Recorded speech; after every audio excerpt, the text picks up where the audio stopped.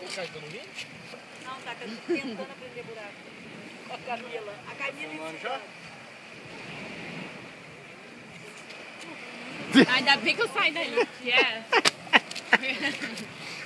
Não balançou. É a responsabilidade. É Aí...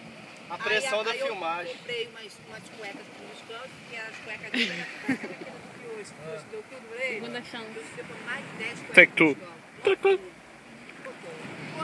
Craquete. Depois ele não gostou. Aí a Regina Tomada 2, a pescaria do Tomi. Aí ficou lá, ele levou fora. Tomada 3, a pescaria do Tomi. Mas aí agora, você tem 4 anos na cueca, boa. Agora tá... Mas a cueca de lá é... Aí tá rasgando assim atrás, assim, sabe? Você faz assim, ela... Os colos abrem a perna e já tá tudo fluidinho. Aí eu comprei umas com os colos, mas não adianta nada, que ele vai lá e cata. Cadê minhas cuecas?